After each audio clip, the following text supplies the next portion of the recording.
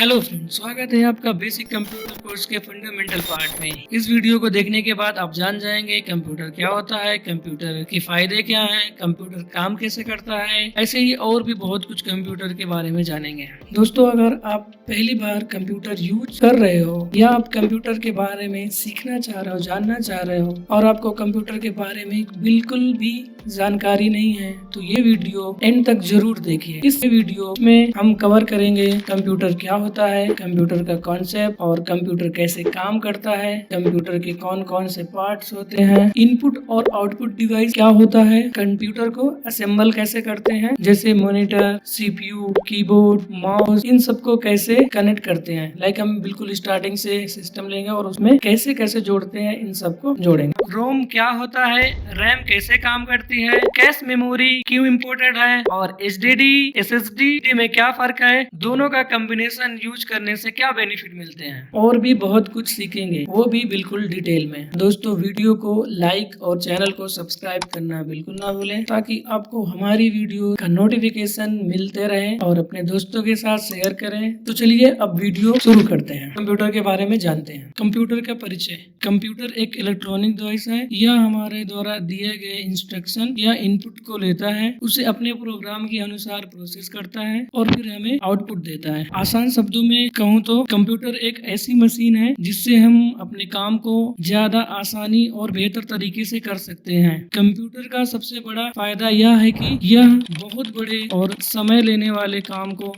आसानी से और कम समय में पूरा कर देता है। इसके अलावा कंप्यूटर से किए गए अधिकतर कार्य इंसानी कार्यों की तुलना में अधिक सटीक होते हैं। अब आपको एक छोटे से उदाहरण से समझाता हूँ, जिससे यह और भी आसान हो जाएगा। अभी जैसे मुझे कैलकुलेशन करनी है, लाइक 2 into 5 इक्वल टू कितना होगा, 10 होगा।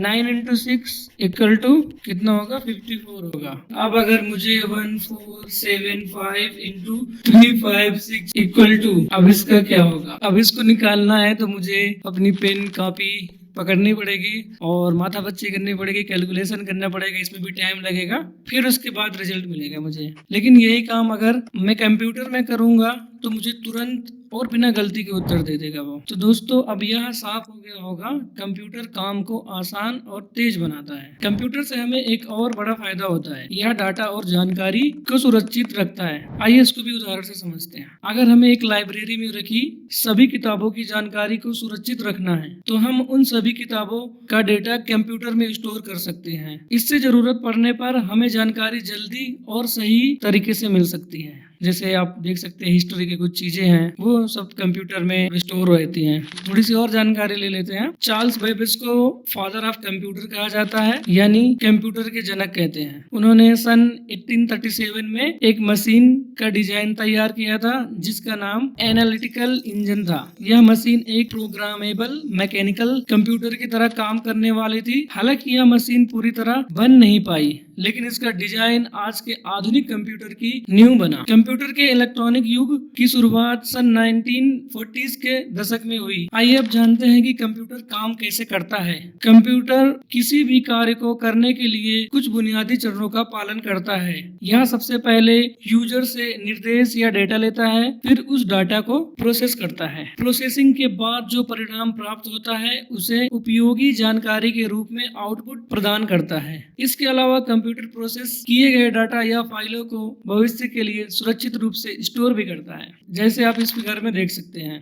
कंप्यूटर को जब हम इनपुट देते हैं तो वो उसे प्रोसेस करता है, फिर उसका आउटपुट हमें स्क्रीन पर दिखता है। प्रोसेसिंग के दौरान या बाद में जो डाटा जरूरी होता है वह स्टोरेज में सेव किया जाता है, या उस स्टोरेज भविष्य में इनपुट या आउटपुट के रूप में फिर से इस्तेमाल किया जा सकता है, जिसको हम सॉफ्ट कॉपी बोलते हैं। ये हो गई डेफिनेशन। आइए अब एक आसान उदाहरण से समझते हैं और एक आसान सी भाषा से समझते हैं, जिससे आपको याद रखने में आसानी रहेगी। लाइक मुझे एक डॉक्यूमेंट बनाना है जिसमें एम्प्लॉइयों की जानकारी भरनी है। मैंने ये एक्सेल ओपन किया। अब उसमें कर्मचारी का नाम टाइप करना है, तो उसके लिए मैंने हेडिंग में नेम, फिर उसके बाद डेजिग्नेशन ऐसे टाइप करना है। तो मैं कीबोर्ड में पहले यहाँ पे एन दबाऊंगा, फिर उसका पूरा नाम टाइप किया। यह जो कुछ भी मैं टाइप कर रहा हूँ वही इनपुट है, यानी कि मैं कीबोर्ड से कंप्यूटर को इनपुट दे रहा हूँ। जैसे ही मैंने कंप्यूटर से एन दबाया तो कंप्यूटर ने प्रोसेसिंग करना शुरू कर दिया और उस कीबोर्ड के एन को उसने प्रोसेस करके हमें स्क्रीन पर एन दिखा दिया। यानी कंप्यूटर ने आपके टाइप किए गए शब्दों को समझा और उन्हें स्क्रीन पर दिखाने योग्य फॉर्मेट में प्रोसेस कर दिया। यह हो गया प्रोसेसिंग का पार्ट। अब मेरा काम पूरा हो गया है, मैंने सभी एम्प्लॉय की डिटेल इसमें फिल कर दी है। तो मैं एक्सेल फाइल को सेव कर रहा हूँ। कंट्रोल एस दबाया, मैंने सेव कर दिया। यहाँ पे कुछ भी नाम दे देता हूँ, सेव कर दिया मैंने। ठीक है, अब जैसे ही मैंने ये फाइल को सेव कर दिया है तो ये कंप्यूटर की हार्ड डिस्क में स्टोर हो गई है।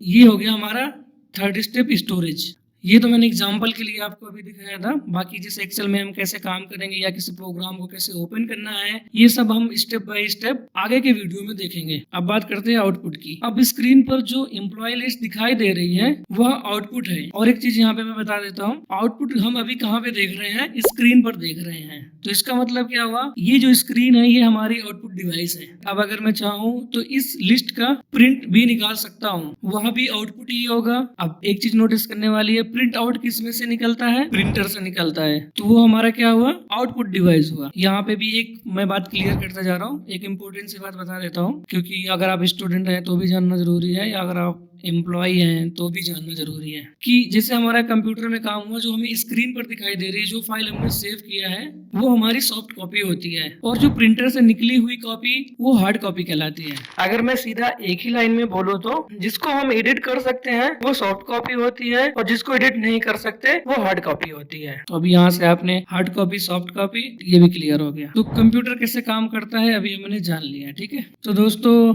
वीडियो तो आगे बढ़ती ही रहेगी। अगर आपको वीडियो अच्छी लग रही है और आपको समझ में आ रहा है तो वीडियो को लाइक जरूर करें और चैनल को सब्सक्राइब करें, और इसे अपने दोस्तों के साथ शेयर करना बिल्कुल ना भूलें। साथ ही बेल आइकन को भी दबा दें ताकि हमारी आगे की जितनी भी वीडियो अपलोड हो आपको उसका नोटिफिकेशन सबसे पहले मिल जाए। तो चलिए अब आगे बढ़ते हैं, जानते हैं इनपुट के बारे में। इनपुट का काम यह होता है कि जिनके माध्यम से हम कंप्यूटर को डाटा या निर्देश देते हैं, यानी कि वो डिवाइसेस कंप्यूटर के लिए इनपुट का काम करती हैं। इनपुट डिवाइसेस में आपका आता है कीबोर्ड, जैसे हमें कोई टेक्स्ट टाइप करना है, नाम लिखना है या कोई नंबर लिखना है तो हम कीबोर्ड से कंप्यूटर को इनपुट देते हैं। या अगर आपने कोई सॉफ्टवेयर इंस्टॉल कर रखा है लाइक ऑटोकैड या कुछ भी ऐसे कोई सॉफ्टवेयर इंस्टॉल कर रखा है तो उसमें कमांड के लिए भी, कीबोर्ड से कमांड देने के लिए भी काम आता है। माउस स्क्रीन पर किसी भी फोल्डर या प्रोग्राम को सिलेक्ट करने के लिए या कर्सर को मूव कराने के लिए, स्कैनर डॉक्यूमेंट को स्कैन कर डिजिटल रूप में बदलने के लिए, वेब कैमरा वीडियो रिकॉर्डिंग या वीडियो कॉल के लिए, माइक्रोफोन आवाज रिकॉर्डिंग करने के लिए, लाइक अगर हम बात कर रहे हैं तो हमारी वॉइस रिकॉर्ड हो, जॉयस्टिक गेम खेलने के लिए, ये गेमिंग के लिए यूज होता है। इन सभी इनपुट डिवाइसेस को हम आगे की वीडियो में पूरी डिटेल से समझेंगे। अधिकतर लोग कंप्यूटर का यूज इसलिए करते हैं ताकि उन्हें कोई इंफॉर्मेशन या रिजल्ट मिल सके। तो दोस्तों अब हम जानते हैं आउटपुट के बारे में। आउटपुट वह होता है जो कंप्यूटर द्वारा प्रोसेस किए गए डाटा या इंफॉर्मेशन को यूजर तक पहुंचाता है। तो आइए अब इसे एक आसान उदाहरण से समझते हैं। मुझे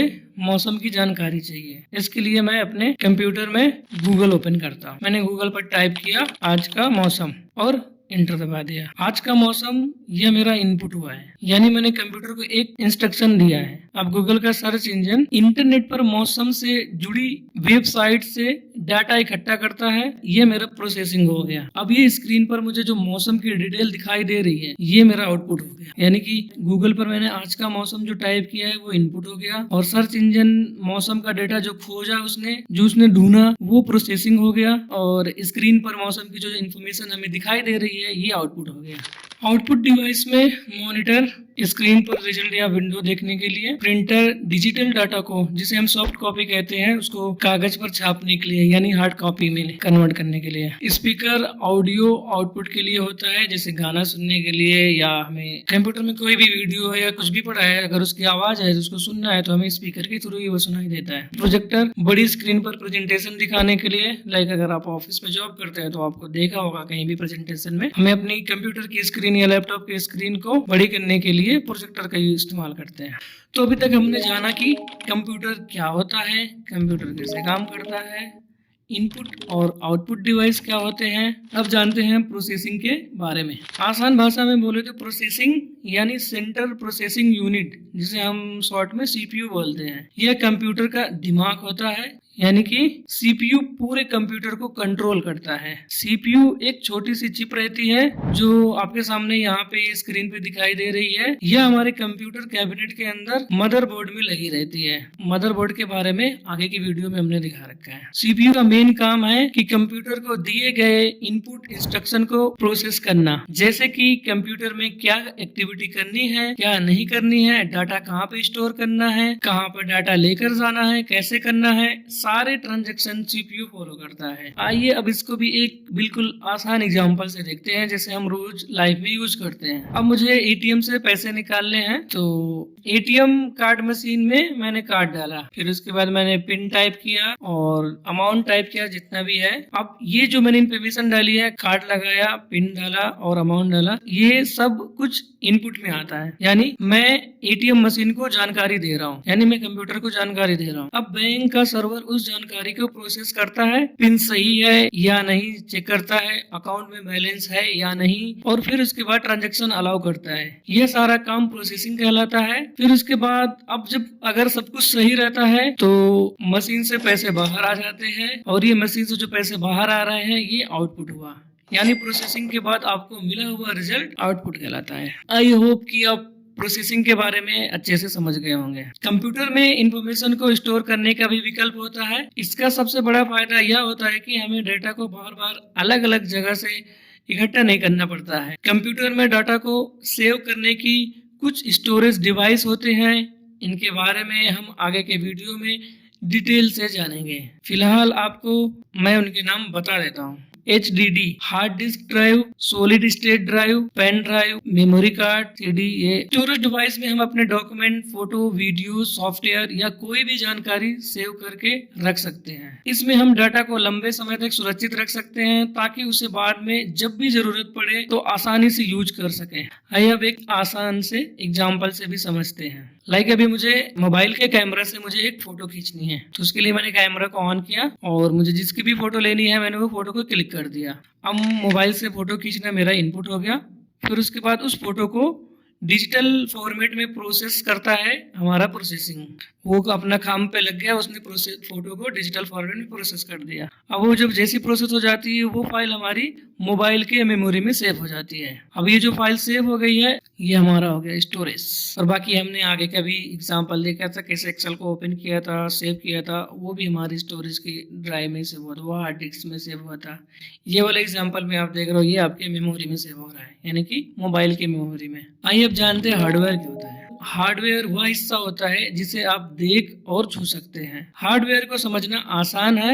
आइए एक आसान से उदाहरण से समझते हैं। अगर आप चाय पी रहे हो और उसमें आपको चीनी डालनी है, चम्मच का इस्तेमाल करके आप उस चाय में चीनी डाल रहे हो, तो वो चम्मच भी एक हार्डवेयर है। इसी तरह अभी तक हमने कंप्यूटर कोर्स में जो भी इनपुट, आउटपुट और प्रोसेसिंग डिवाइस के बारे में जाना है वो सब कंप्यूटर के हार्डवेयर कहलाते हैं। अब माइंड में अगला सवाल आता है कि कंप्यूटर अपने हार्डवेयर डिवाइसेस जैसे इनपुट और आउटपुट डिवाइसेस को इस्तेमाल कैसे करता है। अब इन आउटपुट और इनपुट डिवाइस को इस्तेमाल करने के लिए, यानी कंप्यूटर अपने हार्डवेयर को इस्तेमाल करने के लिए सॉफ्टवेयर का इस्तेमाल करता है। सॉफ्टवेयर वह प्रोग्राम होता है जिसकी मदद से कंप्यूटर अपने हार्डवेयर को इस्तेमाल करता है। प्रोग्राम से मेरा मतलब है ऐसे निर्देशों का सेट जिसे आप सोच सकते हैं, लिख सकते हैं, चला सकते हैं, लेकिन छू नहीं सकते हैं। यह हार्डवेयर की तरह दिखाई नहीं देता है, लेकिन कंप्यूटर को काम करने के लिए सॉफ्टवेयर बहुत जरूरी होता है। बिना सॉफ्टवेयर के हार्डवेयर कुछ भी नहीं कर सकता है। सॉफ्टवेयर कंप्यूटर को निर्देश देता है कि उसे क्या करना है, कैसे करना है और कब करना है। यह कंप्यूटर की कार्य क्षमता को बढ़ाता है और कई तरह के कामों को आसान बनाता है। हमारे कंप्यूटर में सॉफ्टवेयर के भी दो प्रकार होते हैं। सिस्टम सॉफ्टवेयर, यह कंप्यूटर को चलाने और अन्य सॉफ्टवेयर को काम करने में मदद करता है। उदाहरण के लिए ऑपरेटिंग सिस्टम, विंडोज। फिर आते हैं एप्लीकेशन सॉफ्टवेयर, या यूजर के रोजमर्रा के काम को आसान बनाता है, like Microsoft Word, Excel, Photoshop, Google Chrome. ये सारे हमारे एप्लीकेशन सॉफ्टवेयर होते हैं। ऐसे ही बहुत सारे सॉफ्टवेयर हैं। वैसे हम आगे इन सभी सॉफ्टवेयर को देखेंगे। फिर उसके बाद हमारा तो मेन फोकस है बड़े बड़े एमएनसीज कंपनी में जो सॉफ्टवेयर यूज होते हैं हम उनको कवर करेंगे, और सिर्फ सॉफ्टवेयर ही नहीं कवर करेंगे, आगे ये भी कवर करेंगे कि उन सॉफ्टवेयर से कंपनी में कैसे जॉब करते हैं, कैसे प्रोजेक्ट को हैंडल करते हैं। यानी कि वो ऑफिस के अंदर की नॉलेज देनी है जो बाहर नहीं मिलती है। फिलहाल अभी हम स्टेप बाय स्टेप आगे बढ़ रहे हैं। अगर आपको कोई सॉफ्टवेयर जल्दी सीखना है तो आप कमेंट बॉक्स में कमेंट कर सकते हैं, हम उस पर वीडियो पहले लेके आ जाएंगे। आइए अब सॉफ्टवेयर के उदाहरण देखते हैं, वो भी जिसे हम रोज यूज करने वाली चीज से उदाहरण से समझते हैं। आपके मोबाइल फोन में जो फेसबुक, व्हाट्सएप और इंस्टाग्राम है, ऐसे ही कई सारे सॉफ्टवेयर होते हैं मोबाइल में। आप रोज इनसे चैट करते हैं, फोटो भेजते हैं, कॉल करते हैं, बहुत ज्यादा बैठ के रील देखते हैं। ये सभी एप्लीकेशन सॉफ्टवेयर होते हैं। हमारे कंप्यूटर में भी जैसे Microsoft Word, Excel, Photoshop, AutoCAD, ArcGIS, ये सब एप्लीकेशन सॉफ्टवेयर होते हैं। ये हमारे काम को आसान करने के लिए बनाए हैं। कंप्यूटर मेमोरी मेनली दो पार्ट में डिवाइडेड है, प्राइमरी मेमोरी और सेकेंडरी मेमोरी। चलिए दोस्तों, अब हम बात करते हैं प्राइमरी मेमोरी की, जिसे हम मेन मेमोरी या इंटरनल मेमोरी भी कहते हैं। यह वह मेमोरी होती है जिसे सीपीयू सीधा एक्सेस करता है। जब कंप्यूटर काम कर रहा होता है तो यह मेमोरी टेम्परेरी तौर पर डाटा स्टोर करती है। प्राइमरी मेमोरी के दो टाइप होते हैं, रैम रैंडम एक्सेस मेमोरी, रोम रीड ओनली मेमोरी।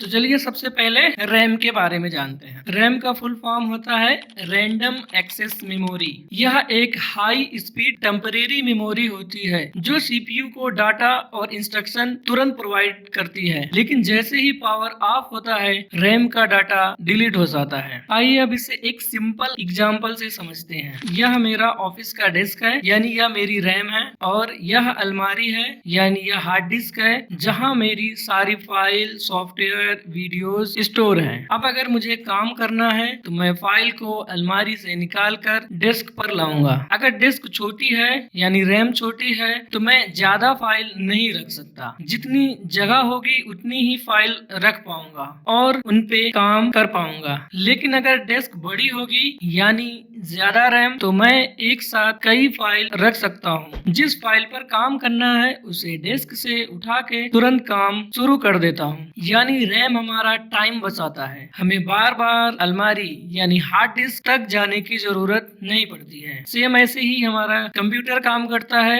आप जितनी ज्यादा रैम रखोगे उतना ज्यादा फाइल या प्रोग्राम एक साथ फास्ट ओपन कर सकते हो, यूज कर सकते हो। इसलिए अगर मल्टीटास्किंग करनी है तो रैम अपग्रेड करना बेस्ट होता है। आइए एक और एग्जांपल से देखते हैं रैम कैसे काम करती है। जैसे आपको अपने कंप्यूटर में एक फोल्डर ओपन करना है, आप अपने माउस का कर्सर उस फोल्डर के ऊपर लेके गए, आपने फोल्डर पे माउस से डबल क्लिक किया, सिस्टम को एक सिग्नल मिला कि इस फाइल को एक्सेस करना है। सिस्टम फाइल को हार्ड डिस्क यानी एचडीडी या एसडीडी जो भी आपके सिस्टम में लगी है वहाँ लोकेट करता है। हार्ड डिस्क से फाइल को उठाई जाती है, फाइल का डाटा रैम में ट्रांसफर होता है। क्योंकि रैम हाई स्पीड मेमोरी है, प्रोसेसिंग टर्बो स्पीड में होती है। डाटा को रैम में इसलिए लाया जाता है ताकि सीपीयू उसे डायरेक्टली एक्सेस कर सके। रैम में लोडेड डाटा को सीपीयू रीड करता है और फाइनली फोल्डर आपके स्क्रीन पे डिस्प्ले हो जाता है, फास्ट और स्मूथ। अब लैपटॉप, कंप्यूटर या फिर आपका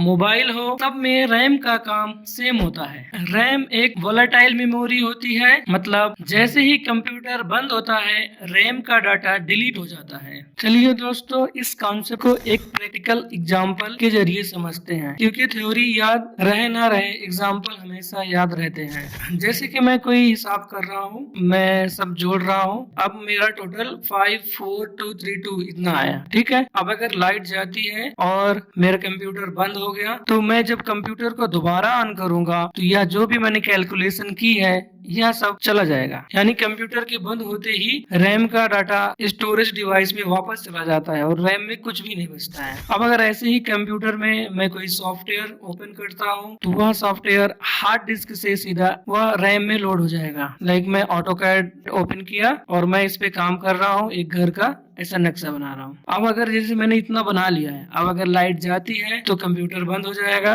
और यह जो भी मैं काम कर रहा हूँ यह सब जीरो हो जाएगा। यानी कि जैसे ही बंद होगा रैम का डाटा सारा डिलीट हो जाता है। जब कंप्यूटर ऑन करूंगा तो मुझे ये कुछ भी नहीं मिलेगा। अब अगर यही फाइल को मैं सिस्टम में सेव कर दूंगा तो यह हार्ड डिस्क ड्राइव में चली जाएगी। यानी कि जो भी लास्ट वर्जन मेरा सेव रहेगा वो लाइट जाने के बाद, यानी अचानक से कंप्यूटर बंद भी हो जाता है तो लास्ट सेव वर्जन मेरा हार्ड डिस्क में सेव रहेगा। बैटरी बैकअप के लिए कंप्यूटर में एक डिवाइस लगाया जाता है जिसका नाम है यूपीएस, अनइंटरप्टेबल पावर सप्लाई, जो लाइट जाने पर भी कुछ देर तक पावर देता है ताकि आप अपना काम सेव कर सकें। लैपटॉप में तो बैटरी होती है, लेकिन डेस्कटॉप कंप्यूटर में अगर यूपीएस नहीं है तो लाइट जाते ही सिस्टम बंद हो जाता है और रैम का डाटा लॉस हो जाता है। इसलिए जब भी आप किसी सॉफ्टवेयर पर काम कर रहे हो, जैसे ऑटोकैड, फोटोशॉप, एक्सेल या जिस भी एप्लीकेशन पे आप काम कर रहे हैं, तो बीच बीच में सेव करते रहना चाहिए। आइए रैम को थोड़ा और डिटेल में जानते हैं। यह इंफॉर्मेशन भी बहुत इंपॉर्टेंट है। रैम के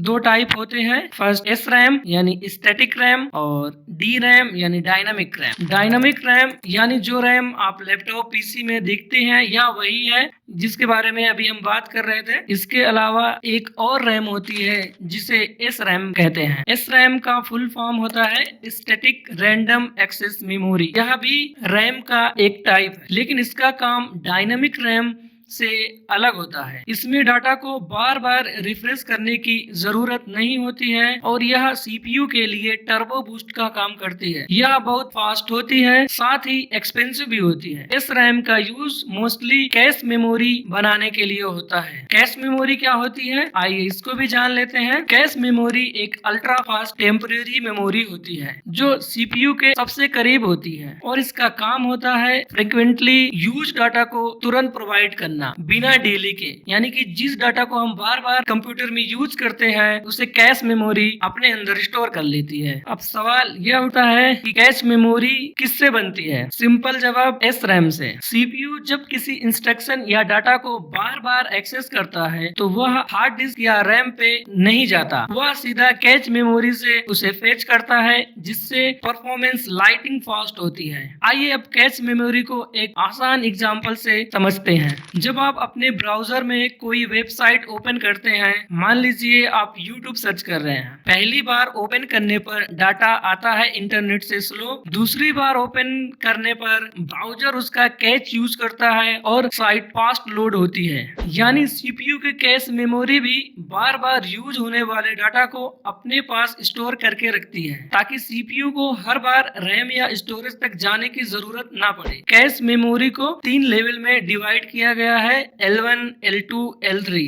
L1 सबसे फास्ट और सबसे छोटी होती है, इसका साइज 1 MB से भी कम रहता है। यह सीपीयू कोर के अंदर होती है। L2 L1 से थोड़ा स्लो होती है, इसका साइज लगभग 1 MB के आसपास होता है। कोर के अंदर या बाहर मदरबोर्ड में लगी होती है। कुछ सिस्टम में जो अभी आ रहे हैं उसमें प्रोसेसर के अंदर L1 L2 दोनों लगे होते हैं, कुछ में L2 बाहर मदरबोर्ड में लगा होता है। L3 सबसे बड़ी, थोड़ा स्लो होती है लेकिन फिर भी रैम से फास्ट होती है, यह मदरबोर्ड में लगी होती है। ये हुई इस रैम के बारे में जानकारी। दूसरा होता है डी रैम, डायनामिक रैम। इसका फुल फॉर्म होता है डायनामिक रैंडम एक्सेस मेमोरी। यह कंप्यूटर सिस्टम में यूज होने वाली मेन मेमोरी का सबसे कॉमन टाइप है। यानी जो रैम आप लैपटॉप कंप्यूटर में देखते हो यह वही है जो हमेशा रिफ्रेश होती रहती है। इसमें डाटा आते जाते रहता है, इसलिए डायनामिक कहा जाता है। टाइम के साथ रैम भी अपडेट होती गई है।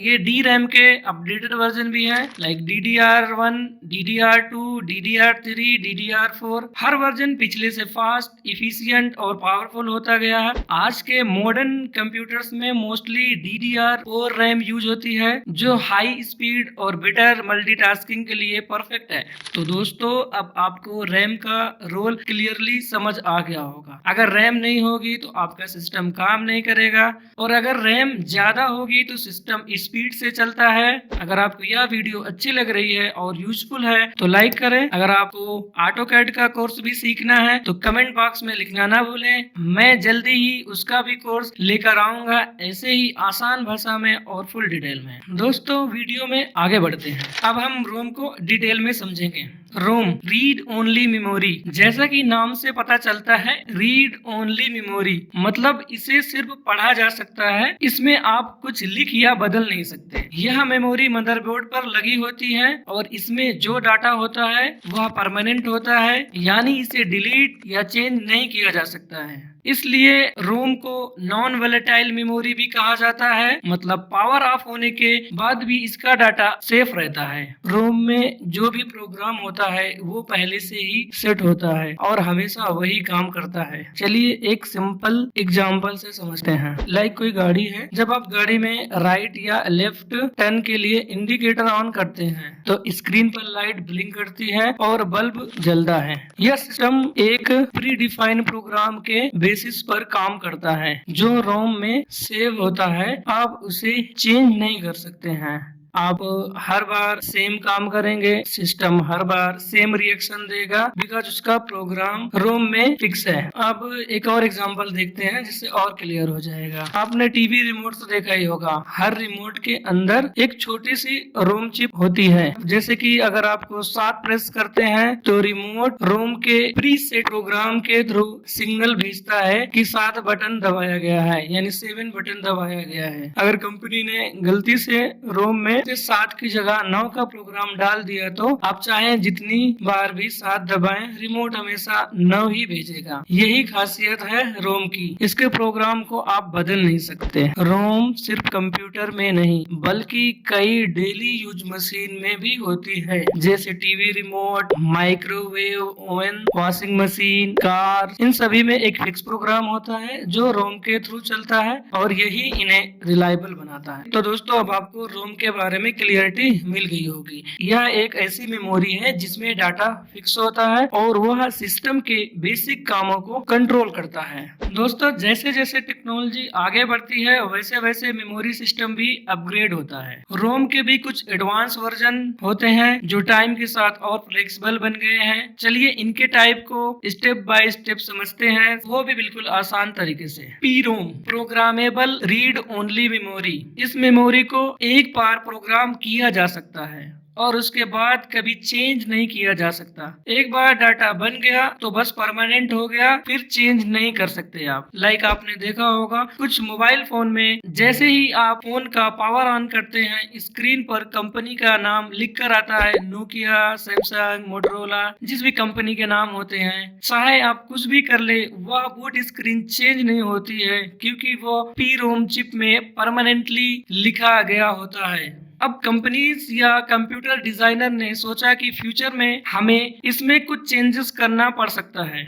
तो फिर आया ईपी रोम। इसमें ई का मतलब है इरेजेबल, यानी EPROM erasable programmable read only memory. इस मेमोरी को अल्ट्रा वायलेट लाइट से इरेज करके दोबारा प्रोग्राम किया जा सकता है, लेकिन यह प्रोसेस थोड़ा स्लो और कॉम्प्लेक्स होता है। आपको चिप को स्पेशल यूवी लाइट में रखना पड़ता है तभी डाटा डिलीट होता है। तो यह फ्लेक्सिबल तो है लेकिन हर बार इरेज करना आसान नहीं होता है। टाइम के साथ और सुधार हुआ और आया ईईपी रोम, यानी अब पहले एक ई ऐड हुआ था अब डबल ई ऐड हो गया। EEPROM electrically erasable programmable read only memory. इसमें डाटा को इलेक्ट्रिकल सिग्नल से ही इरेज और प्रोग्राम किया जा सकता है, ना यूवी लाइट की जरूरत पड़ती है और ना ही चिप को निकालने की जरूरत पड़ती है। आजकल के कंप्यूटर में जो बायोस चिप होती है वह मोस्टली ईईपी रोम होती है जिसमें सिस्टम के इम्पोर्टेंट इंस्ट्रक्शन स्टोर होते हैं जो अपडेट भी हो सकते हैं। तो दोस्तों एक बात तो क्लियर है, रोम का यूज मेनली कंप्यूटर के लिए होता है, यूजर के लिए नहीं। ये वो मेमोरी है जिसमें सिस्टम के इम्पोर्टेंट प्रोग्राम पहले से ही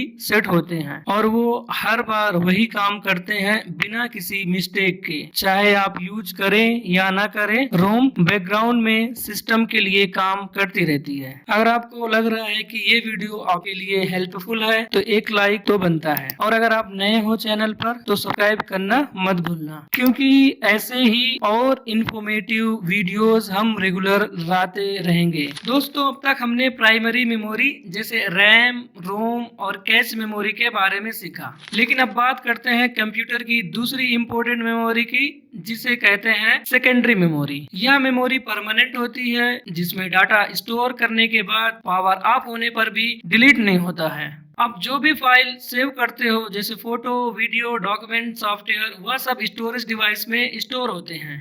मतलब सेकेंडरी मेमोरी को स्टोरेज डिवाइस भी कहा जाता है। हमने स्टोरेज डिवाइस के बारे में पिछले की वीडियो में जाना था। सेकेंडरी मेमोरी में हार्ड डिस्क ड्राइव और अभी सॉलिड स्टेट ड्राइव आने लगी है, pen drive, memory card, CD, DVD और फ्लॉपी डिस्क आते हैं। चलिए हार्ड डिस्क के बारे में बात करते हैं। हार्ड डिस्क ड्राइव, जिसे आमतौर पर हार्ड डिस्क के नाम से जानते हैं, किसी भी कंप्यूटर की एक सेकेंडरी मेमोरी डिवाइस होती है। एसडीडी में डाटा परमानेंटली स्टोर किया जाता है, जैसे आपके कंप्यूटर के document, photos, videos, software, operating system या जो भी आप डाउनलोड करते हो सब वह एसडीडी में स्टोर होता है। इसमें अंदर की तरफ मैग्नेटिक डिस्क होती है जो लगातार घूमती रहती है, इन पर ये डाटा स्टोर होता है। इस वजह से इसकी स्पीड थोड़ी कम होती है, और क्योंकि ये कंटिन्यूसली घूमती है यह ज्यादा बिजली कंज्यूम करती है। इसके अलावा इसका साइज भी बड़ा होता है,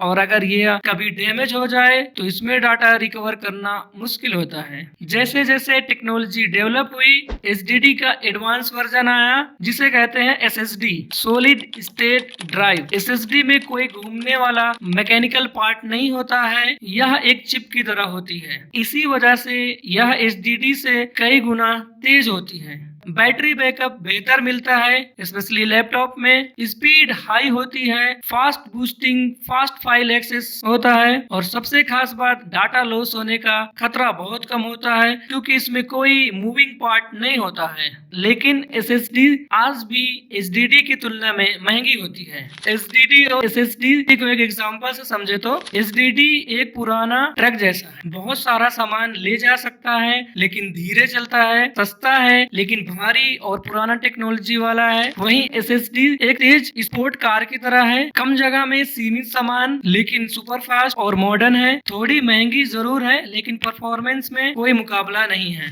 आजकल ज्यादातर लोग एसएसडी प्लस एसडीडी का कॉम्बिनेशन यूज करते हैं, क्योंकि दोनों का अपने अपने अलग फायदे हैं। Operating system, important software like AutoCAD, ArcGIS, या आप जो यूज करते हैं फोटोशॉप, क्रोम, अपना डेली काम का डाटा जिसमें स्पीड चाहिए वो आप एसएसडी में रख सकते हैं। वहीं एसडीडी में आप वीडियोस, बैकअप फाइल, पुराने project, less use data, download, document, music collection, यह सब आप एसडीडी में रख सकते हैं।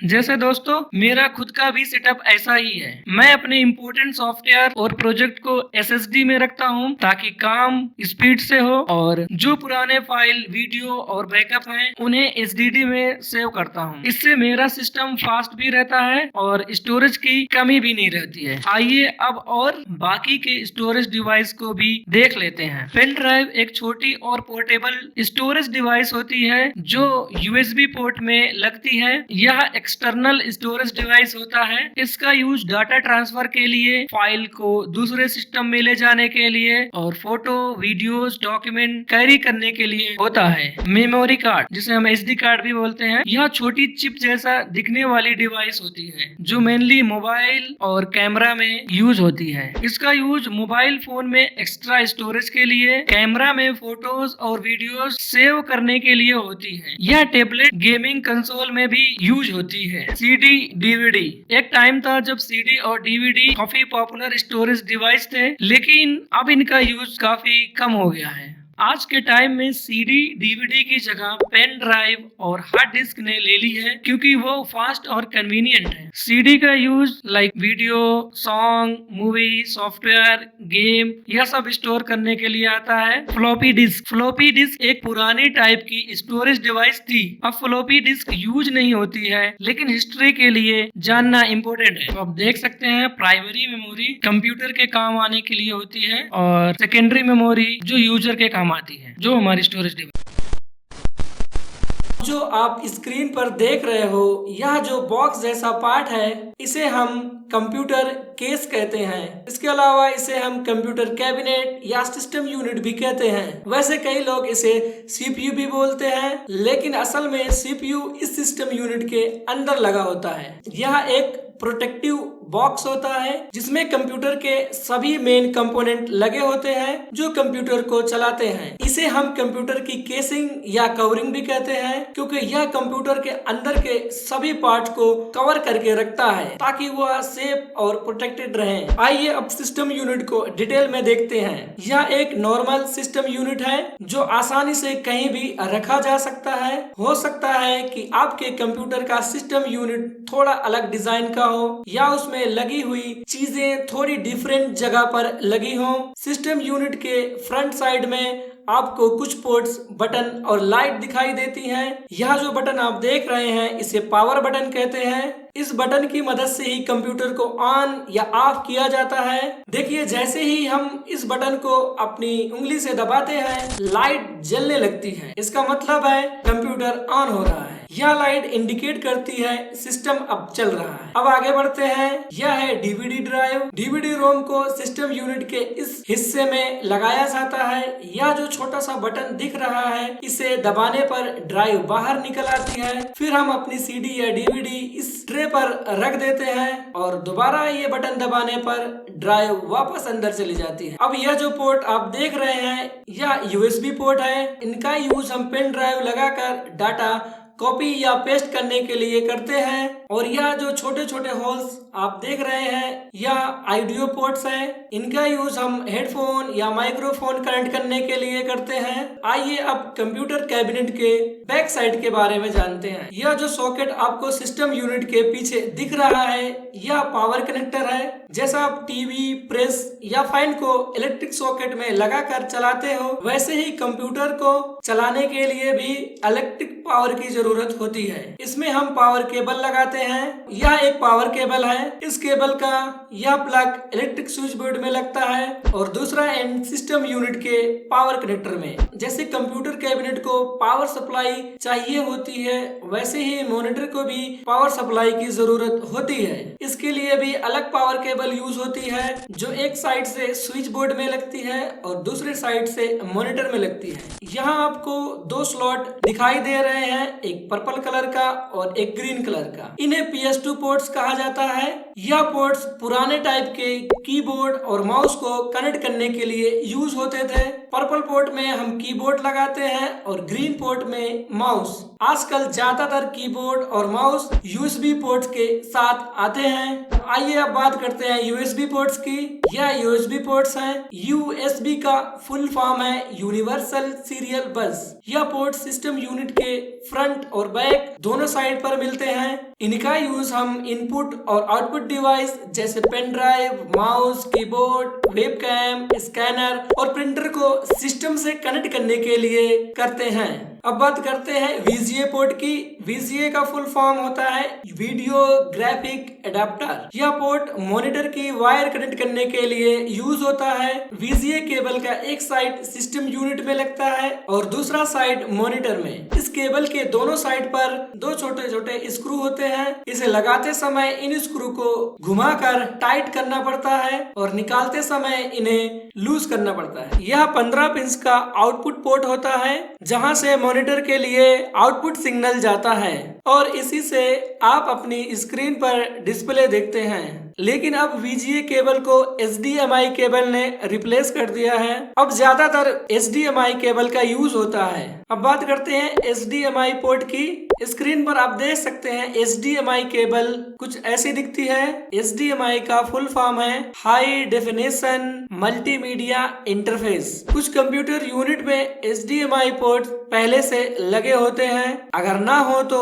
आप इसे एक्सपेंशन स्लॉट में भी लगवा सकते हैं। जैसा कि नाम से ही पता चलता है, high definition multimedia interface VGA cable के मुकाबले में ज्यादा अच्छी वीडियो और ऑडियो क्वालिटी प्रोवाइड करता है। इसके बाद आता है सीरियल पोर्ट। अगर आप ध्यान से देखेंगे तो इसमें 9 पिंस दिखाई देते हैं। इसका यूज भी कुछ पुराने डिवाइसेस जैसे माउस और स्कैनर कनेक्ट करने के लिए होता था। और ये है पैरेलल पोर्ट। इसमें 25 होल होते हैं और इसका यूज प्रिंटर लगाने के लिए होता है। और इसके बाद ये है लैन पोर्ट। इसमें हम लैन केबल लगाते हैं। इसका यूज हम अपने सिस्टम को दूसरे सिस्टम से कनेक्ट करने के लिए करते हैं या फिर इंटरनेट प्रोवाइड करने के लिए। इंटरनेट के लिए आजकल आप वाईफाई के थ्रू भी कनेक्ट कर सकते हैं। जब आप लैन केबल को इस पोर्ट से बाहर निकालें तो ध्यान रखें कि केबल के छोटे क्लिप को दबाकर ही निकालें। ये जो छोटे छोटे पिन टाइप सॉकेट आप देख रहे हैं ये ऑडियो जैक कहलाते हैं। सबसे पहले यह जो पिंक कलर का सॉकेट दिख रहा है यह माइक्रोफोन के लिए होता है। दूसरा ये जो लाइट ग्रीन कलर का सॉकेट दिख रहा है यह ऑडियो आउटपुट के लिए होता है। इसमें आप अपने 3.5 mm वाली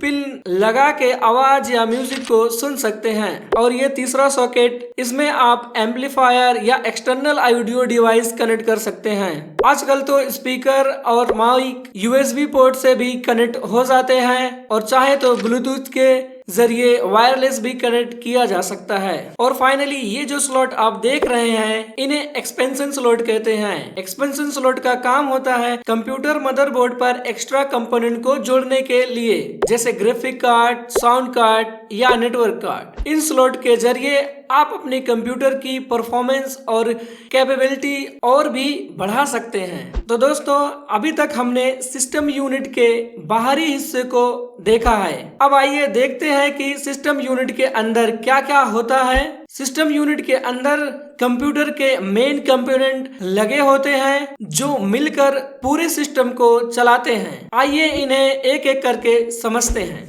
सबसे पहले यह जो आपको छोटा सा डब्बा दिखाई दे रहा है इसे SMPS कहते हैं, स्विच मोड पावर सप्लाई। इसका काम है कंप्यूटर को पावर सप्लाई देना। जैसे आपके घर में बिजली आती है 230 वोल्ट या कभी कभी उससे ज्यादा, लेकिन आप डायरेक्टली इस वोल्टेज को कंप्यूटर को नहीं दे सकते। इसलिए SMPS इस पावर को छोटे छोटे पार्ट्स में डिवाइड करता है और हर कंपोनेंट को जितनी पावर चाहिए उतनी ही सप्लाई करता है। आप देख रहे हैं कि SMPS से कई तार निकल रही हैं जो मदरबोर्ड के अलग अलग पार्ट्स में जाकर पावर सप्लाई कर रही हैं। जैसे कि आप देख सकते हैं कि सिस्टम यूनिट के अंदर जो अलग अलग से कंपोनेंट लगे हैं उन कंपोनेंट की तार एक बड़े से बोर्ड की तरफ जा रही है। इस बोर्ड को हम मदरबोर्ड कहते हैं। यह बोर्ड सिस्टम का हार्ट होता है जो कंप्यूटर के सभी पार्ट को जोड़ के रखता है। जैसे आपकी फैमिली में आपकी मदर सबको एक साथ जोड़ कर रखती है।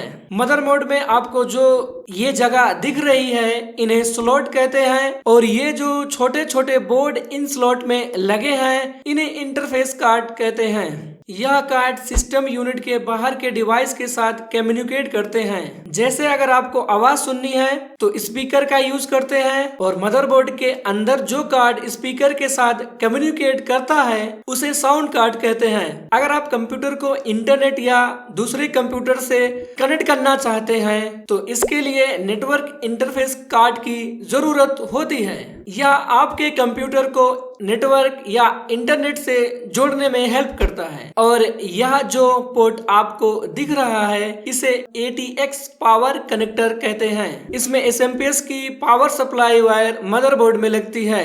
अब बात करते हैं CPU सॉकेट की। यह वो स्लॉट है जहां प्रोसेसर लगता है। आपने जरूर सुना होगा इंटेल i3, i5, i7 या AMD, Ryzen 3, Ryzen 5, यह सब प्रोसेसर इसी सॉकेट में लगते हैं। यह जो प्रोसेसर आप देख रहे हैं यह इंटेल का है और प्रोसेसर को निकालना हो तो इस लॉक को धीरे से प्रेस करें और हल्का साइड करें और ऊपर उठाएं। यही होता है CPU, सेंट्रल प्रोसेसिंग यूनिट, यानी कंप्यूटर का दिमाग। जैसे इंसान का दिमाग उसके सारे काम कंट्रोल करता है वैसे ही CPU डिसाइड करता है डाटा कहाँ स्टोर करना है, कौन सी प्रोसेसिंग करनी है और कब आउटपुट देना है। CPU के ऊपर आपको ये छोटा सा फैन दिख रहा है, इसका काम है प्रोसेसर को ठंडा रखना, क्योंकि जब कंप्यूटर ज्यादा देर तक काम करता है तो CPU गर्म हो जाता है।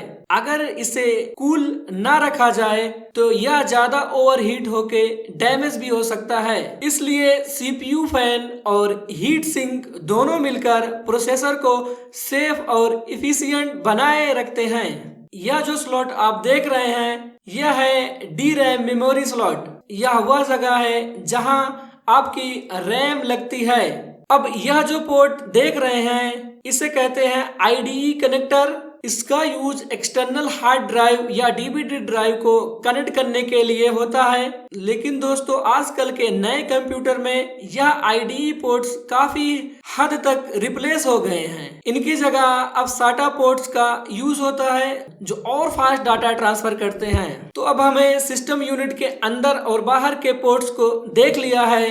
अब देखते हैं यह सब चीज मिलकर कैसे काम करती है। अब कंप्यूटर को जो भी इनपुट देते हैं वह सबसे पहले मेमोरी में जाकर टेम्परेरी स्टोर होता है। फिर यह डाटा प्रोसेसर में जाता है और प्रोसेस होता है। जो रिजल्ट निकलते हैं वह मेमोरी में स्टोर होते हैं और आउटपुट डिवाइस के थ्रू डिस्प्ले होते हैं। और अगर आप चाहें तो यह डाटा किसी सेकेंडरी स्टोरेज डिवाइस जैसे हार्ड डिस्क में भी सेव कर सकते हैं। तो दोस्तों कंप्यूटर कुछ इस तरह से काम करता है।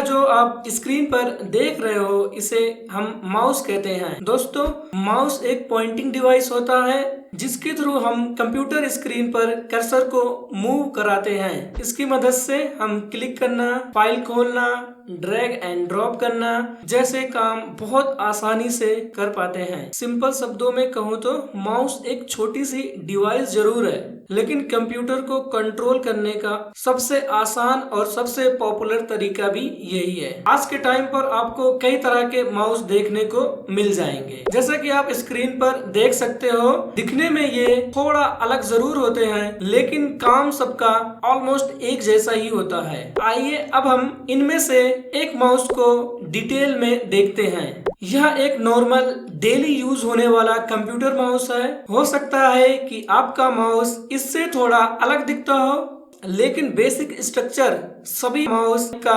ऑलमोस्ट सेम ही होता है। माउस में आमतौर पर 2 बटन होते हैं और ऑलमोस्ट हर स्टैंडर्ड माउस पर यह बटन जरूर मिलते हैं। माउस की बाईं तरफ वाले बटन को लेफ्ट माउस बटन कहा जाता है और दाईं तरफ वाले बटन को राइट माउस बटन, और यह जो बीच में होता है इसे स्क्रॉल व्हील कहा जाता है। आइए अब देखते हैं कि माउस को कैसे पकड़ते हैं। माउस को पकड़ने के लिए हम अपने हाथ की हथेली को माउस के ऊपर रखते हैं। फिर उसके बाद ध्यान रखें कि आप अपनी पहली उंगली यानी इंडेक्स फिंगर को लेफ्ट बटन पर रखें और दूसरी उंगली राइट बटन पर रखें। आइए अब देखते हैं कि माउस को चलाते कैसे हैं। आप स्क्रीन पर देख सकते हैं लेफ्ट साइड पर कंप्यूटर की स्क्रीन है और राइट साइड पर माउस। लेफ्ट साइड की स्क्रीन पर एक छोटा सा तीर का निशान दिखाई देता है। इस तीर को एरो, माउस पॉइंटर या माउस कर्सर कहा जाता है। जब मैं माउस को पैड पर ऐसे हिलाता हूँ तो आप स्क्रीन के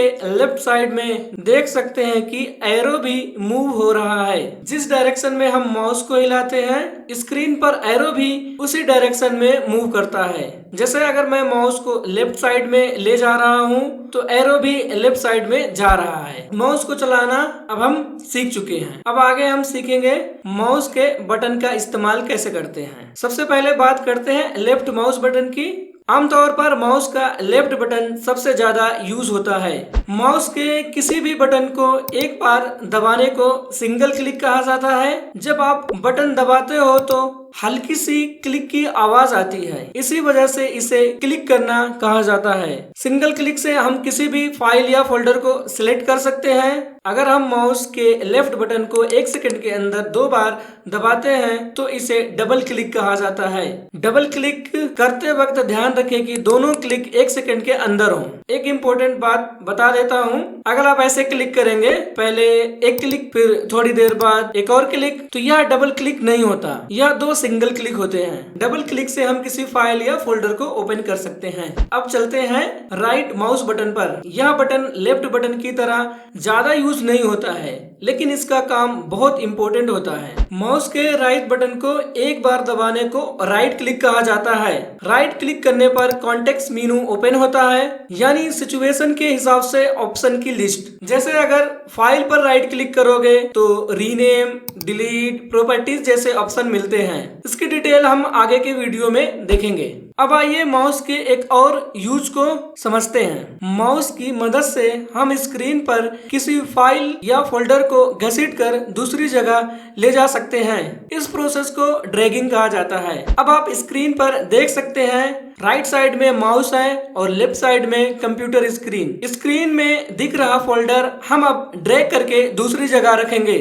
सबसे पहले माउस कर्सर को फोल्डर के ऊपर ले आएं। अब माउस का लेफ्ट बटन दबाएं और बटन को दबाए रखें। बटन को दबाए रखे हुए फोल्डर को घसीट कर डिजायर्ड लोकेशन पर ले जाएं, यानी जिस जगह रखना है वहां बटन छोड़ दें। यही प्रोसेस ड्रैगिंग कहलाता है। और अब बात करते हैं बीच वाले स्क्रॉल व्हील की। जब हम किसी डॉक्यूमेंट, वेब पेज या लॉन्ग लिस्ट को देखते हैं तो उसे ऊपर नीचे मूव करने के लिए हम स्क्रॉल व्हील का यूज करते हैं। आप स्क्रीन पर देख सकते हो राइट साइड में माउस है और लेफ्ट साइड में एक डॉक्यूमेंट ओपन है। अगर हमें पेज में नीचे जाना हो तो हम माउस व्हील को अपनी तरफ यानी बैकवर्ड घुमाते हैं। जैसे ही मैंने व्हील को पीछे घुमाया आप देख सकते हैं कि पेज नीचे स्क्रॉल हो रहा है। और अगर हमें पेज में ऊपर जाना हो तो व्हील को आगे की तरफ घुमाते हैं। स्क्रीन पर देख सकते हैं कि पेज ऊपर स्क्रॉल हो रहा है। इस व्हील को प्रेस करने से एक एक्स्ट्रा बटन एक्टिवेट होता है जिसे हम मिडिल माउस बटन कहते हैं। इसका यूज ऑटो स्क्रॉल करने, कुछ एप्लीकेशन में जूम करने और कुछ गेम्स में स्पेशल एक्शन के लिए होता है। अब आप देख सकते हैं यह एक डॉक्यूमेंट ओपन है और अब मैं व्हील को प्रेस करता हूँ। जैसे ही व्हील दबा स्क्रीन पर ऑटो स्क्रॉल मोड एक्टिव हो गया। अब सिर्फ माउस को जिस डायरेक्शन में ले जाऊंगा पेज उसी डायरेक्शन में मूव करेगा। आइए अब हम लैपटॉप के टच पैड के बारे में भी सीख लेते हैं। लैपटॉप में टच पैड होता है जो माउस की तरह ही काम करता है। अब अगर लैपटॉप में आप माउस कर्सर को मूव कराना चाहते हैं तो टच पैड पर अपनी उंगली रखकर इस तरह स्लाइड करें। आप स्क्रीन पर देख सकते हैं कर्सर टच पैड की मूवमेंट के साथ साथ मूव हो रहा है। टच पैड में आपको लेफ्ट और राइट क्लिक के लिए अलग अलग एरिया मिलते हैं। लेफ्ट क्लिक के लिए टच पैड के लेफ्ट साइड पर क्लिक करेंगे या टच पैड के ऊपर कहीं भी सिंगल टैप करें। राइट क्लिक के लिए टच पैड के राइट साइड पर क्लिक करें। लैपटॉप में डबल क्लिक करने के लिए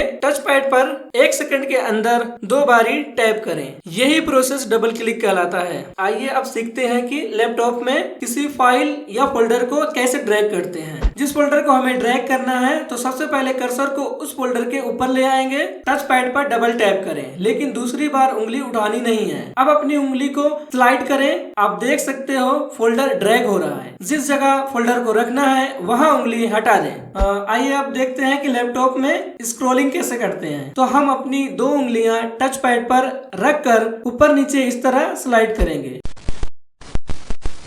अब जो स्क्रीन पर आप देख रहे हैं यह एक QWERTY लेआउट का कीबोर्ड है। वैसे तो कीबोर्ड अलग अलग लेआउट में आते हैं, जैसे AZERTY, QWERTY, DUREX और भी कई लेआउट मार्केट में मिलते हैं, लेकिन इंडिया में सबसे ज्यादा QWERTY लेआउट ही यूज होता है। अब सवाल यह है कि कैसे पता करें कि कीबोर्ड QWERTY लेआउट का है। बहुत सिंपल है ये। अगर आप कीबोर्ड के पहले 6 अल्फाबेट की को देखें तो आपको Q, W, E, R, T, Y लिखा मिलेगा। इसे मिलाकर बनता है QWERTY। आइए अब कीबोर्ड की के बारे में जानते हैं। सबसे ऊपर टॉप लेफ्ट में आपको एस्केप की मिलती है। इस की के कई यूजेस होते हैं, जैसे किसी प्रोग्राम को स्टॉप या कैंसिल करना, कुछ सॉफ्टवेयर जैसे ऑटोकैड में कमांड से बाहर निकलना, किसी पॉपअप मेनू या डायलॉग बॉक्स को क्लोज करना, फुल स्क्रीन मोड से एग्जिट करना। एस्केप की के बाद यह ऊपर की रो में फंक्शन की होती है F1 से F12 तक। हर फंक्शन की का अपना अलग अलग काम होता है। आइए देखते हैं इनका क्या यूज होता है। F1 किसी भी सॉफ्टवेयर का हेल्प सेंटर ओपन करता है, और F2 फाइल या फोल्डर को रीनेम करने के लिए, और F3 सर्च बॉक्स ओपन करता है। F4 Alt+F4 दबाने से प्रोग्राम क्लोज होता है। F5 सिस्टम रिफ्रेश करने के लिए, जैसे किसी स्क्रीन। F6 ब्राउजर में एड्रेस बार सिलेक्ट करता है। F7 MS वर्ड में स्पेलिंग चेक करता है। F8 बूट ऑप्शन के लिए यूज होता है। F9 MS Word MS Excel में फील्ड रिफ्रेश करता है। F10 सॉफ्टवेयर का मेनू बार एक्टिव करता है। F11 ब्राउजर को फुल स्क्रीन करने के लिए। F12 फाइल को नए नेम से सेव करने के लिए, यानी सेव एज करने के लिए। कुछ लैपटॉप में इन की को यूज करने के लिए Fn की दबानी पड़ती है। कीबोर्ड में अल्फाबेट की के ऊपर या 0 से 9 तक 10 नंबर कीज होती हैं। यहाँ से हम नंबर्स टाइप कर सकते हैं। इनके अलावा इन कीज पर कुछ सिंबल जैसे @ हैश डॉलर जैसे सिंबल बने होते हैं। अगर आप शिफ्ट की के साथ इन बटन को दबाएंगे तो नंबर की जगह सिंबल टाइप होंगे। इन कीज को अल्फाबेट कीज कहा जाता है। कीबोर्ड में 26 अल्फाबेट कीज होती हैं, A से Z तक। इनका यूज हम लेटर टाइप करने, वर्ड लिखने और सेंटेंस बनाने के लिए करते हैं। और यहाँ कुछ इंपॉर्टेंट कीज होती हैं, जैसे टैब की कर्सर को नेक्स्ट स्पेसिंग ब्लॉक में ले जाती है। फॉर्म फिल करते टाइम यह बहुत यूजफुल होती है नेक्स्ट बॉक्स में जाने के लिए। यह कैप्स लॉक की है, इसे ऑन करने पर सभी लेटर कैपिटल टाइप होते हैं। यह इंटर की है,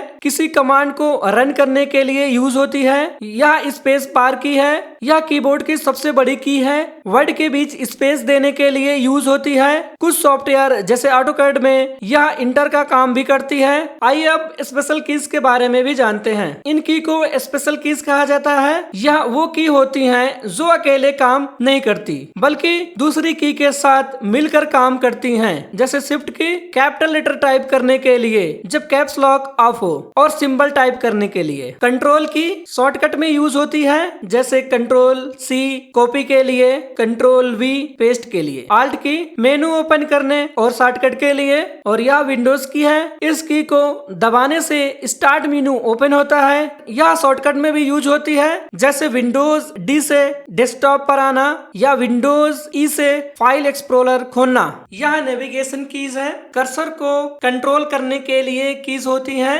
ऊपर नीचे दाएं बाएं जाने के लिए। यह होम की है। लाइन की शुरुआत में जाने के लिए यह एंड की है। लाइन के एंड में जाने के लिए page up page down, page को ऊपर या नीचे करने के लिए यह डिलीट की है। सिलेक्टेड आइटम को डिलीट करने के लिए यूज होती है। यह बैक स्पेस की है। लेफ्ट साइड यानी पीछे का टेक्स्ट डिलीट करने के लिए यूज होता है। कीबोर्ड के राइट साइड में कैलकुलेटर जैसा एक सेक्शन होता है, इसे न्यूमेरिक कीपैड कहते हैं। इसमें नंबर होते हैं 0 से 9 तक। मैथमेटिक्स सिंबल्स होते हैं, डिवाइड, मल्टीप्लाई, माइनस, प्लस, और इंटर की होती है। यह अकाउंटिंग और डाटा एंट्री के लिए बहुत फास्ट होता है। एक जरूरी बात, अगर नम लॉक ऑन है तो यह नंबर्स टाइप करेगा, अगर नम लॉक ऑफ है तो यह नंबर्स काम नहीं करेंगे, बल्कि यह बटन नेविगेशन की का काम करेंगे। यह इंडिकेटर लाइट्स हैं। कीबोर्ड के टॉप राइट कॉर्नर में 3 लाइट्स होती हैं। नम लॉक लाइट बताती है कि नंबर पैड चालू है या बंद। कैप्स लॉक लाइट अगर जली है तो सारे लेटर कैपिटल टाइप होंगे।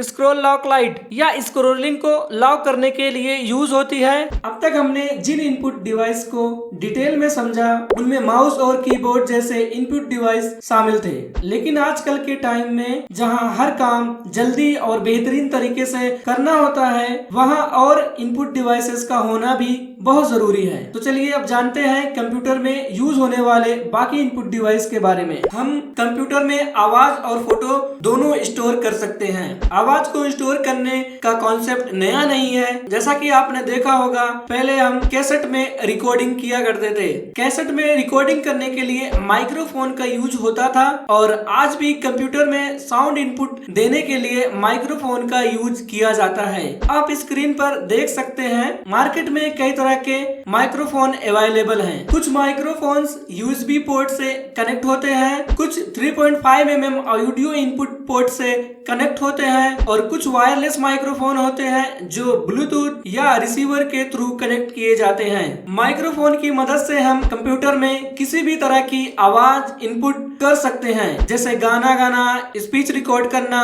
Voice call, podcast, gaming, voice chat, voice typing. अब बात करते हैं फोटो की। पहले जब हमें किसी फोटो की जरूरत होती थी तो हम कैमरा से फोटो खींचकर उन्हें एल्बम में संभाल कर रखते थे। जैसे शादी में फोटोशूट के बाद फोटो एल्बम बनाया जाता था, बिल्कुल इसी तरह कंप्यूटर में भी फोटो को स्टोर किया जा सकता है, लेकिन उसके लिए तस्वीर को कंप्यूटर में इनपुट करना होता है और यह काम डिजिटल कैमरा या वेबकैम की मदद से होता है। डिजिटल कैमरा एक इम्पोर्टेंट इनपुट डिवाइस है जिसकी मदद से हम कंप्यूटर में तस्वीर इनपुट कर सकते हैं। कंप्यूटर में हम ऑडियो, फोटो के साथ वीडियो को भी सुरक्षित रख सकते हैं। इन सभी को कंप्यूटर में लेने के लिए इनपुट डिवाइस का यूज होता है, जिसमें वेबकैम, डिजिटल कैमरा जैसे डिवाइसेस शामिल हैं, जिससे हम video call, online classes, video recording कर सकते हैं। अब आप स्क्रीन पर जो इनपुट डिवाइस देख रहे हैं इसे स्कैनर कहा जाता है। स्कैनर एक ऐसी इनपुट डिवाइस है जिसकी मदद से हम कोई भी टेक्स्ट या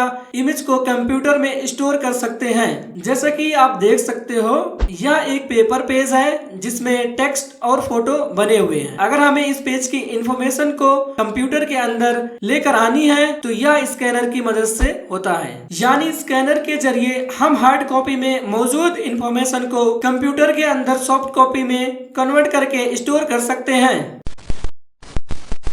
पिछले वीडियो में हमने देखा था कि कंप्यूटर के अंदर डाटा कैसे भेजते हैं, यानी इनपुट डिवाइस जैसे माउस, कीबोर्ड, माइक और स्कैनर के जरिए। लेकिन दोस्तों, जब हम कंप्यूटर को कोई कमांड देते हैं तो कंप्यूटर हमें वापस जवाब देता है। जिस डिवाइस के जरिए कंप्यूटर हमें रिजल्ट दिखाता है या सुनाता है उन्हें हम आउटपुट डिवाइस कहते हैं। यानी कि कंप्यूटर से जो भी डिटेल आउट होती है यानी बाहर आती है, जिन डिवाइस के थ्रू आती है उन्हें आउटपुट डिवाइस कहते हैं। हम टॉप 4 आउटपुट डिवाइस के बारे में जानेंगे: मॉनिटर, प्रिंटर, स्पीकर और प्रोजेक्टर। सबसे पहले समझते हैं कि आउटपुट डिवाइस का काम क्या होता है। बिल्कुल सरल भाषा में, जब हम कंप्यूटर को कोई काम देते हैं यानी कोई इनपुट देते हैं, कंप्यूटर उस पर प्रोसेस करता है और जो नतीजा निकलता है उसे हम तक पहुंचाने के लिए काम आउटपुट डिवाइस करते हैं। यह आउटपुट हमें अलग अलग रूप में मिल सकता है: टेक्स्ट या फोटो के रूप में मॉनिटर पर, कागज पर प्रिंटर से, या फिर आवाज के रूप में स्पीकर से। सबसे पहले और जरूरी डिवाइस है मॉनिटर। इसके बिना कंप्यूटर पर काम करना मुश्किल है। इसे टेक्निकली विजुअल डिस्प्ले यूनिट भी कहा जाता है। हम कीबोर्ड से जो भी टाइप करते हैं या माउस से जो भी ड्रॉ करते हैं वो सब हमें मॉनिटर की स्क्रीन पर दिखाई देता है। मॉनिटर हमें जो रिजल्ट दिखाता है उसे हम सॉफ्ट कॉपी कहते हैं। सॉफ्ट कॉपी इसलिए क्योंकि हम इसे देख सकते हैं लेकिन फिजिकली टच नहीं कर सकते। आजकल मार्केट में पतले और हाई क्वालिटी मॉनिटर आते हैं, जैसे एलसीडी और एलईडी मॉनिटर्स, जो आंखों पर कम जोर डालते हैं और बिजली भी बचाते हैं। अब बात करते हैं दूसरे सबसे इम्पोर्टेंट डिवाइस की, प्रिंटर। याद है पिछले वीडियो में हमने स्कैनर देखा था। दोस्तों, स्कैनर क्या करता है? कागज को कंप्यूटर के अंदर भेजता था, यानी हार्ड कॉपी को कंप्यूटर के अंदर सॉफ्ट कॉपी में भेजता था। प्रिंटर ठीक उसका उल्टा काम करता है। अगर आपके कंप्यूटर स्क्रीन पर कोई फोटो या डॉक्यूमेंट है और आप उसे कागज पर छापना चाहते हैं तो प्रिंटर उस सॉफ्ट कॉपी को हार्ड कॉपी में कन्वर्ट कर देता है। ऑफिस, स्कूल और दुकानों पर आपने देखा होगा कि बिल्स और लेटर प्रिंट करने के लिए प्रिंटर का यूज होता है। यह जो प्रिंटर आप देख रहे हो, इस प्रिंटर में ऊपर की साइड यह जो दिख रहा है यह स्कैनर का काम करती है और यहाँ से प्रिंट आउट निकलता है। तीसरा आउटपुट डिवाइस है स्पीकर। जैसा कि हमने देखा था कि माइक्रोफोन से हम कंप्यूटर को आवाज इनपुट करते हैं, वैसे ही स्पीकर हमें कंप्यूटर की आवाज सुनाता है। चाहे गाने सुनने हो, मूवी देखनी हो या गेम्स खेलने हो, स्पीकर इलेक्ट्रॉनिक डाटा को साउंड में बदल देता है। और अगर आप चाहते हैं कि आवाज सिर्फ आपको सुनाई दे और किसी और को डिस्टर्ब ना हो तो आप स्पीकर की जगह हेडफोन या ईयरफोन का यूज कर सकते हैं। यह भी आउटपुट डिवाइस ही है। और आखिरी डिवाइस है प्रोजेक्टर। प्रोजेक्टर का काम बिल्कुल मॉनिटर जैसा ही होता है, वीडियो या इमेज दिखाना, लेकिन फर्क यह है कि मॉनिटर की स्क्रीन छोटी होती है लेकिन प्रोजेक्टर उस इमेज को किसी बड़ी दीवार या सफेद पर्दे पर दिखाता है। इसका यूज ज्यादातर सिनेमा हॉल्स, क्लासरूम और ऑफिस मीटिंग में होता है ताकि एक साथ बहुत सारे लोग आसानी से स्क्रीन देख सकें। दोस्तों, इसी के साथ हमारा कंप्यूटर फंडामेंटल यानी थ्योरी का पार्ट यहाँ कंप्लीट होता है, लेकिन असली मजा अब शुरू होगा क्योंकि अब हम स्टार्ट करने जा रहे हैं अपनी प्रैक्टिकल कंप्यूटर ट्रेनिंग सीरीज। आने वाली वीडियोस में हम बिल्कुल स्टेप बाय स्टेप कंप्यूटर चलाना सीखेंगे, जैसे बेसिक ऑपरेशंस, कंप्यूटर को ऑन ऑफ करना, आइकन्स और डेस्कटॉप शॉर्टकट बनाना और कस्टमाइजेशन के बारे में सीखेंगे। टास्क बार क्या है और उसे अपने हिसाब से कैसे सेट करें, फाइल एक्सप्लोरर के बारे में जानेंगे और उसे कैसे यूज करते हैं, एमएस वर्ड और एक्सेल में काम करना, डाटा एंट्री और कंप्यूटर में इंटरनेट चलाना, ऐसे ही और भी बहुत सारे टास्क परफॉर्म करेंगे। तो अगर आप यह प्रैक्टिकल ट्रेनिंग मिस नहीं करना चाहते हैं तो अभी चैनल को सब्सक्राइब करें, बेल आइकन जरूर दबा दें। मिलते हैं न्यू सीरीज की पहले वीडियो में, तब तक के लिए हैप्पी लर्निंग।